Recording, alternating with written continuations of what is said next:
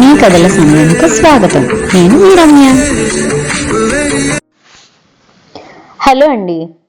ఈరోజు మనం జిఎస్ లక్ష్మి గారు రాసిన జిఎస్ హాస్య కథలు అనే కథా సంపుటి నుండి కల నిజమాయగా కోరిక తీరగా అనే కథ విందాం. రాంబాబుకి 4 రోజుల్లో పెళ్లి. కానీ రాంబాబుకి ఒక కోరిక మనసులో తొలిచేస్తుంది. అది పెళ్లిలోనే తీర్చుకోవాలి. అదే ఎలా తీర్చుకోవాలా అనే అతని బాధంతాను. అది కూడా అంత కోరరానిదేమీ కానే కాదు. చిన్నప్పటి నుంచి అతనిలో ఏమూలో దాగిన ఆ కోరిక పెళ్లి దగ్గర పడుతున్న కొద్దీ మహావృక్షం అయిపోయింది. అసలు సంగతి ఏంటంటే, రాంబాబుకి 5 ఏళ్లున్నప్పుడు, అంటే 25 సంవత్సరాల క్రితం అతని ఆఖరి పిన్ని సరస్వతి పెళ్ళైంది. ఆ పెళ్లిలో మొట్టమొదటిసారి చూశాడు రాంబాబు పెళ్లి కొడుకు అలకపాన్పు ఎక్కడం అంటే అక్కడ మంచం వేసి దాని మీద దుప్పటి పరిచి సరస్వతి పిల్లిని పెళ్లి చేసుకునే బాబాయిని కూర్చోబెట్టారు. అది కాదు రాంబాబు గమనించింది.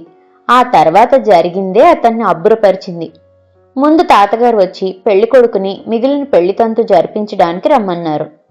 బాబాయ్ మాట్లాడలేదు. ఊహు కాదు. బాబాయ్ మాట్లాడబోతుంటే ఆయన అక్కగారు, మా తమ్ముడు అలిగాడండి అంది. రాంబాబు తాతగారు, ఏం కావాలమ్మా అంటే ఆ అక్కగారే, మీకు తెలియదే ఉంది మావయ్య గారు, మా తమ్ముడు ఆఫీస్కి వెళ్ళడానికి ఒక స్కూటర్ ఉంటే బాగుంటుంది అనుకుంటున్నాడు అంటూ చల్లగా అనేసరికి అప్పటికే అప్పు తెచ్చి కట్నమిచ్చిన తాతగారు ఏం మాట్లాడకుండా అక్కడి నుంచి వచ్చేశారు. తర్వాత అమ్మమ్మ తమ్ముడు ఒక ఆయన పిల్ల మేనమామనంటూ పెళ్లి బేరాలు మొదలెట్టాడు. అన్నింటికీ ఆ అప్పగారు ఏదో చెప్పడం, వెళ్ళిన వాళ్ళు పెళ్లి కొడుకైన బాబాయ్ వైపు చూడడం, ఆయన మొహంలో ఏ భావాలు కనిపించకుండా ముభావంగా ఉండడం.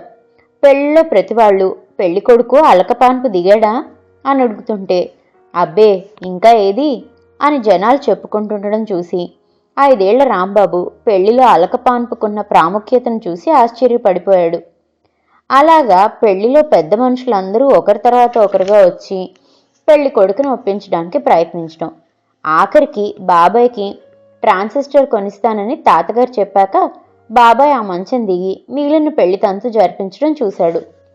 అంతకన్నా ఎక్కువగా ఏ పెళ్లిళ్లలో ఎవరెవరు అలకపాన్పుల మీద ఏమేమి కావాలన్నారో అన్ని కథలుగా విన్నాడు.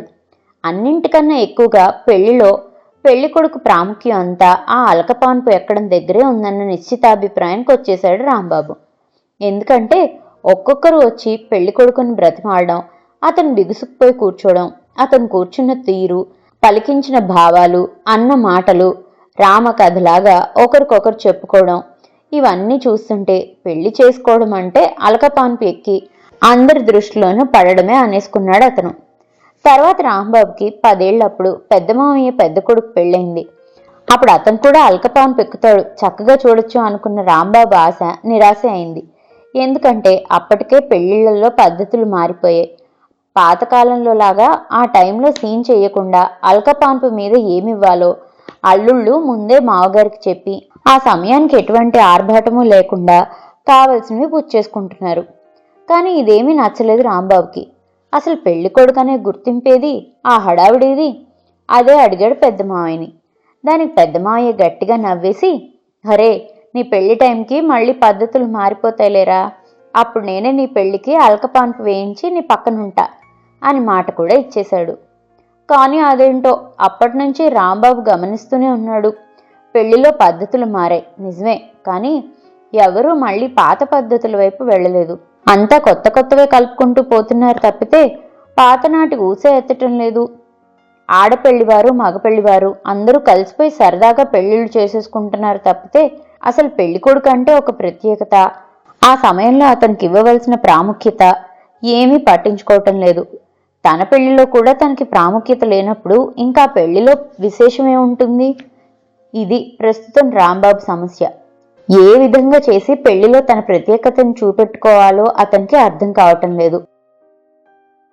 రాంబాబు బుద్ధిగా చదువుకున్నాడు, చక్కటి ఉద్యోగం చేస్తున్నాడు. ఎంచక్క అమ్మా నాన్న ఎన్నిక చేసిన అమ్మాయిని పెళ్లి చేసుకుంటున్నాడు. ఆ అమ్మాయి కుందనం బొమ్మలా ఉంటుంది. సరి సమానమైన ఉద్యోగం కూడా చేస్తుంది. తల్లిదండ్రులకి ఒక్కతే పిల్ల. ఏం కావాలంటే అది అంతకు రెండింతలు చేస్తామంటున్నారు. వీళ్ళు 3 పూటలు పెళ్లి చేయమంటే వాళ్ళు 3 రోజులు చేస్తున్నారు. వీళ్ళు పూటకి 3 రకాల స్వీట్స్ చేయమంటే వాళ్ళు 6 రకాలు చేస్తున్నారు. వీళ్ళు బంధువులందరికీ బట్టలు పెట్టాలంటే వాళ్ళు ఏకంగా పట్టుబట్టలే పెడుతున్నారు. అలా కాకుండా తనని గుర్తించేలా వాళ్ళు టెన్షన్ పడేలా ఏదైనా చెయ్యాలని రాంబాబు ఆలోచన.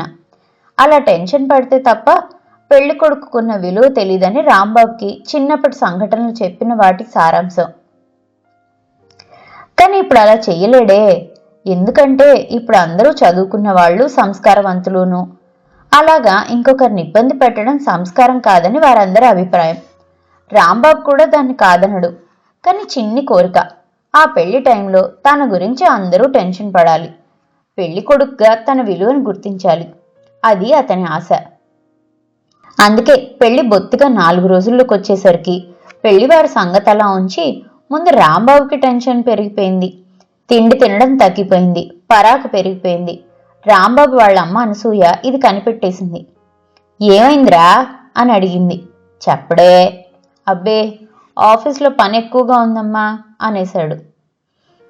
ఏ పనైనా ఇంక 2 రోజులే, తర్వాత ఇంక నువ్వు ఆఫీస్కి వెళ్ళడానికి వీల్లేదు, గుర్తుపెట్టుకో అని హెచ్చరించి మామూలుగా షాపింగ్ పనిలో పడిపోయింది ఆవిడ. అంతే, ఫ్లాష్లా వెలిగింది రాంబాబు బుర్రలో బ్రహ్మాండమైన ఆలోచన. వెంటనే పకడ్బందీగా ప్లాన్ వేసేశాడు. అన్ని వైపుల నుంచి ఆలోచించి ఎక్కడా లొసుగులు లేకుండా చూసుకున్నాడు. 3వ చెవికి వినిపిస్తే 3వ ప్రపంచ యుద్ధం తథ్యమని తెలుసుకొని పెదవి దాటకుండానే కాదు, చేతితో ఎక్కడా రాయకుండా కూడా జాగ్రత్త పడి మొత్తం ప్లాన్ అంతా బుర్రలోనే భద్రపరిచేశాడు. ఆ రాత్రి మగపెళ్లివారు పెళ్లికి తరలి రావాలి. పెళ్లివారిద్దరూ హైదరాబాద్లోనే ఉండడం వల్ల రాత్రికి ఫంక్షన్ హాల్కి చేరుకొని తెల్లవారితోనే పెళ్లి కొడుకుని చేయడం, కాసేపటికి స్నాతకం, ఆ వెంటనే పెళ్లి చేసేసుకుంటే బాగుంటుందనుకున్నారు. తీరా అందరూ కార్లెక్కే సమయానికి రాంబాబు ఫోన్లో మాట్లాడుతూ అనసూయ దగ్గరకొచ్చి, అమ్మా, నేను ఇప్పుడు అర్జెంటుగా ఆఫీస్కి వెళ్ళాలి. నేను చేసిన దాంట్లో ఏదో డౌట్ వచ్చిందట. అది క్లియర్ చేయకపోతే కంపెనీకి బోల్డ్ నష్టం. అందుకని మీరు వెళ్ళండి. నేను ఆఫీస్కి వెళ్ళి అక్కడి నుంచి డైరెక్ట్గా హాల్కి వచ్చేస్తాను అన్నాడు. అనసూయ ఏదో చెప్పబోయింది. ఈలోగా తండ్రి రంగనాథం వచ్చాడు. సంగతి విన్నాడు. అలాగైతే ఎలాగరా అన్నాడు. ఏం పర్వాలేదు నాన్న, ఎంత, ఓ గంట పని అంతే. అది అవగానే అక్కడే ఉంటాడు కదా రవన్నయ్య, వాడు నేను కలిసి వచ్చేస్తాం అన్నాడు. రవి రాంబాబుకి పెద్దనాన్న కొడుకు.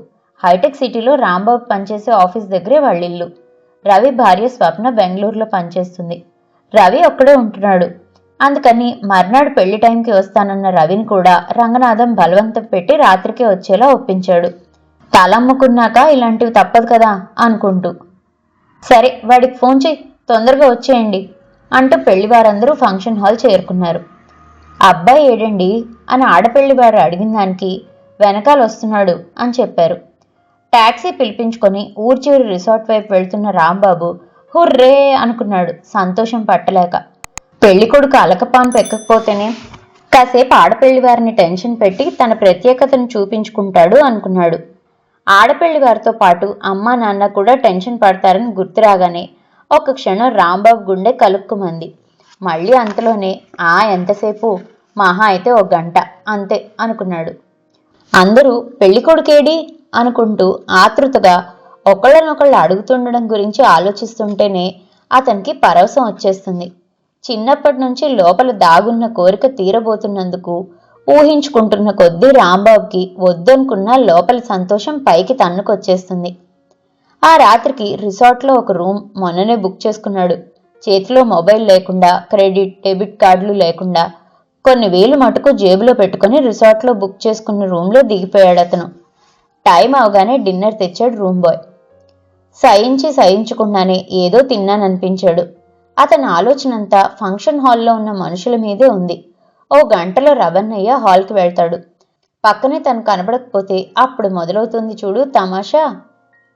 కళ్ళు మూసుకొని ఏం జరగబోతుందో ఊహించుకుంటున్న రాంబాబు కళ్ళ ముందు ఆ దృశ్యం అతి మనోహరంగా కనబడసాగింది. బహుశా ఈపాటికే రవన్నయ్య హాల్కి చేరుకొని ఉంటాడు. పక్కన తను లేకపోయేసరికి నాన్న వీడేడ్రా అంటారు. రవన్నయ్యకి తెలియదుగా తను వాడి దగ్గరికి వస్తున్నట్లు నాన్నకి చెప్పినట్లు. అందుకని ఎవరు అంటాడు రవన్నయ్య. అంతా తెల్లబోతారు. ఇంకా తను వస్తానని పన్నీరు గంధం పూలు ఉన్న పళ్ళెం పట్టుకొని నిలబడ్డ కాబోయే అత్తగారి చెయ్యి పన్నీటి బుడ్డి తొణికిసలాడేలా వణుకుతుంది. జారిపోతున్న పైకండువాన్ని సర్దుకుంటూ మావగారు బావగారు అంటూ నాన్న వైపు చూస్తారు. ఆఫీస్ నుంచి నీ దగ్గరికే వస్తానన్నాడని నాన్న, నాకు అసలు ఫోను లేదు మనిషి లేడని రవణయ్య చెప్పుకుంటూ తన మొబైల్కి కాల్ చేస్తారు. అదెక్కడుంది? తన ఇంట్లో తన రూమ్లో మంచం మీద ఉంది. ఇంట్లో ఎవ్వరూ లేరు. మోగి మోగి ఆగిపోతుంది. ఇంకా మొదలవుతుంది చూడు అందరిలో కంగారు. పెళ్ళికొడుకు ఏడంటే ఏడంటూ ఒకరికొకరు అర్థం కాకుండా మాట్లాడేసుకుంటూ అరిచేసుకుంటూ ఎవరిని అడగాలో ఏం చేయాలో తోచక తెగ హడావుడి పడిపోతుంటారు. మొబైల్ ఇంట్లో తన రూమ్లో మంచం మీదే వదిలేసి వచ్చాడు. మొబైల్లో కూడా పలకకపోతే వాళ్ళు ఏం చేస్తారు? ఎవరిని అడుగుతారు? ఎంత కంగారు పడతారు? ఆడపెళ్లి వారి మొహాలు ఎలా మారుతాయి? ముఖ్యంగా తన్ని పెళ్లి చేసుకోబోయే లత ఎంత కంగారు పడిపోతుంది. తను ఏ ఆపదలో చిక్కుకున్నాడో అనుకుని తనని రక్షించమంటూ ఎందరు దేవతలకు మొక్కుకుంటుంది. ఆ దృశ్యాలు ఊహించుకుంటున్న కొద్దీ రాంబాబుకి టన్నుల కొద్దీ సంతోషం వచ్చేస్తుంది. అనుకుంటున్న కొద్దీ కడుపులోంచి తెరలు తెరలుగా నవ్వు వచ్చేస్తుంది. ఇదేమిటి? నవ్వుతో పాటు ఇంకేదో వచ్చేస్తుంది. రాంబాబు కంగారు పడ్డాడు. కడుపులో అంతా ఏమిటో తిప్పేస్తున్నట్లుగా ఉంది. అనుకుంటుండగానే కడుపులో తిప్పడం ఎక్కువైంది. కాసేపు అయ్యేటప్పటికి 2-3 వాంతులు అయిపోయాయి. రూమ్ సర్వీస్ బాయ్ కోసం బెల్ కొట్టి వాడు వచ్చే లోపలే స్పృహ తప్పి పడిపోయాడు. మేనేజ్మెంట్ వాళ్ళందరూ పరుగు పరుగున వచ్చారు. డాక్టర్ని పిలిపించారు. డాక్టర్ వచ్చి తిన్న ఆహారం పడలేదని, వాంతులు అవడం మంచిదేనని, కాసేపు విశ్రాంతి తీసుకుంటే అంతా సర్దుకుంటుందని రాంబాబు మగతగా ఉండగానే నిద్రకి ఇంజెక్షన్ ఇచ్చి వెళ్ళిపోయాడు. ఎవరికీ తన అసలు పేరు తెలియకూడదని అతని పేరు రిజిస్టర్లో ఆనంద్ అని రాశాడు రాంబాబు. అడ్రస్ ఫోన్ నంబర్ కూడా తప్పుదే ఇచ్చాడు.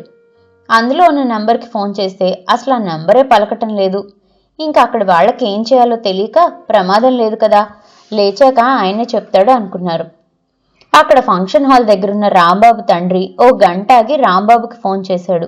కానీ అది ఇంట్లో మంచం మీదే వదిలేయడంతో ఎవరూ ఎత్తటం లేదు. ఇంకా ఇలా లాభం లేదని ఆయన రవికి ఫోన్ చేశాడు. రవి మొబైల్లో బాబాయ్ పేరు చూడగానే వెంటనే ఎత్తి, ఇదిగో బాబాయ్ వచ్చేస్తున్నాం అన్నాడు. సరేననుకున్నారు ఆయన. ఓ గంట చూసి మళ్ళీ చేశారు. ఇదిగో బయలుదేరుతున్నాం బాబాయ్ అన్నాడు రవి. ఆయనకి ఆ రాత్రి వేళ ఆ రోడ్ల మీద పిల్లలు రావడం మంచిది కాదనిపించి, ఒరే ఇంకిప్పుడొద్దు గాని తెల్లారగట్ల 4 గంటలకల్లా బయలుదేరండి. రాగానే వరుసగా పెళ్లి కొడుకుని చేయడం స్నాతకం అయిపోతాయి అన్నారు. అలాగే బాబాయ్ అన్నాడు అట్నుంచి రవి. ఒరే మర్చిపోకుండా అలారం పెట్టుకొని పడుకోండి హెచ్చరించారు ఆయన పిల్లల్ని. తెల్లారగానే రవి రాంబాబు వచ్చేస్తారని, ఈ లోపల ఓ కునుకు తీయమని పెళ్లికొచ్చిన బంధువులందరికీ చెప్పారాయన. అందరూ హాయిగా నిద్రకు పడ్డారు. రిసార్ట్లో అలా మత్తుగా పడుకున్న రాంబాబుకి తెల్లారికట్లా హఠాత్తుగా ఎవరో కొట్టినట్లు మెలకు వచ్చింది. కాసేపు ఎక్కడున్నాడో ఏంటో అర్థం కాలేదు. నెమ్మదిగా ఒక్కొక్కటి గుర్తు చేసుకొని ఒక్క ఉదుటిని లేచి కూర్చున్నాడు. టైం చూస్తే 4 అవుతుంది. బాయ్ని పిలిస్తే రాత్రి జరిగిందంతా చెప్పాడు. హడావుడి పడిపోతూ టాక్సీ పిలవమని చెప్పి ఎక్కి కూర్చున్నాడు. ఆ టాక్సీ సిటీ లిమిట్స్లోకి వచ్చాక మఠం వేసి ఇంకా కదలనని కూర్చుంది. జంక్షన్ దాకా నడిచి ఆటో ఎక్కాడు. దానికేమైందో టర్న్ తిరుగుతూ పక్కకు ఒరిగిపోయింది.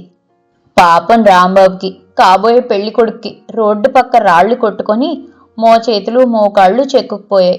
తెలుగు సినిమాలో క్లైమాక్స్లో హీరోలాగా కాళ్ళు చేతులు కూడదీసుకుంటూ పడుతూ అటుగా వస్తున్న ప్రతి వాహనాన్ని ఆపడానికి చేతులు అడ్డంగా ఊపేస్తూ తెగ హైరాణ పడిపోయాడు రాంబాబు.